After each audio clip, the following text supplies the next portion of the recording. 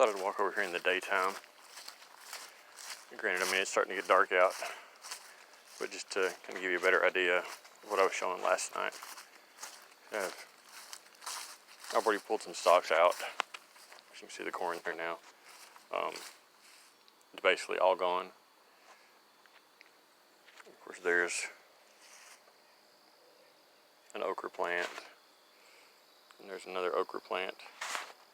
But what I was doing, I said I would, make a video about this, and I will. And I'm just going to include kind of a brief idea of it in here. About all the eggshells and the, oh look, hey, there's a plastic spoon. Got to get that out.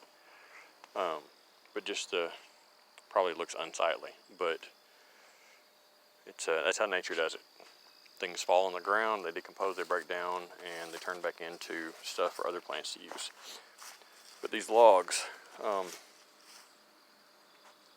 I got those from across the street.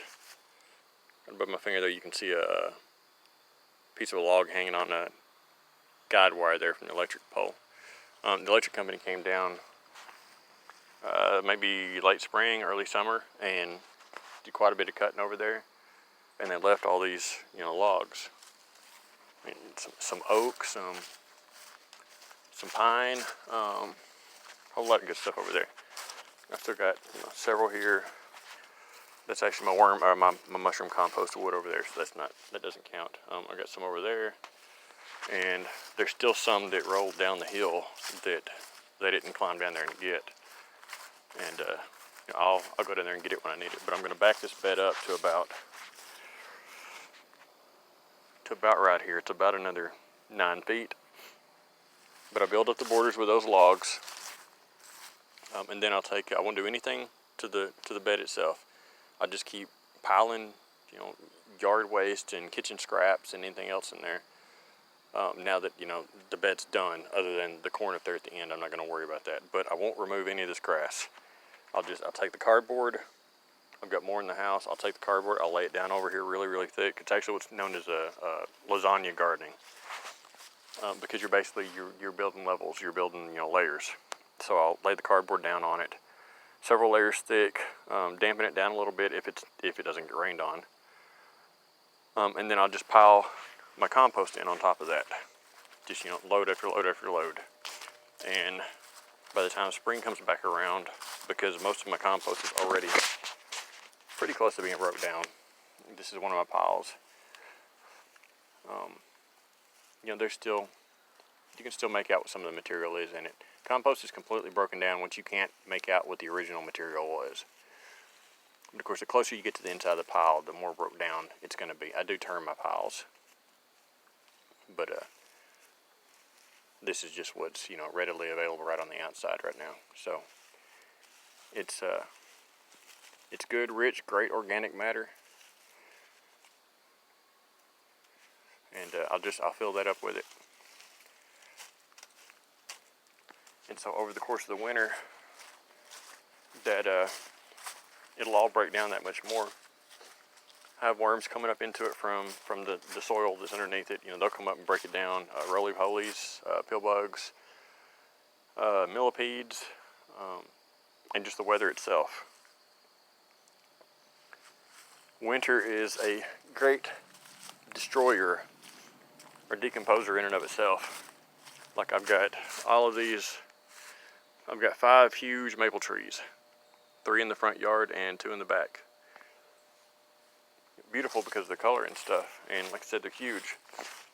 But I have a surplus of leaves every year. While everybody else is raking their leaves to the road, yeah, I did have some wind damage on one of my cell tables out there. While everybody else is raking their leaves to the road, yeah, I'm raking mine to the house. There's actually a hydrangea buried underneath that compost pile.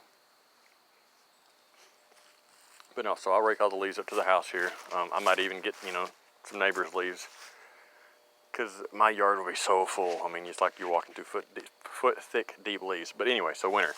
So temperatures get to freezing. There's still some water in the plant cells and the leaves. What happens when water gets cold? It expands, or when water freezes, it expands. So when it expands, that's the reason a lot of plants die in the wintertime, is because the water in their leaves expand to a point that it bursts their cell walls. And then of course, well, I mean, it's death at that point. I mean, if your cells burst open, you're going to die too. So, so they break open, and when you go through a process of thawing and freezing, it keeps putting more wear and tear on the leaves. I'm specifically talking about the leaves because they're the main carbon material that I use, and it takes longer to break down. But the winter, it seems like to really speed things along pretty well.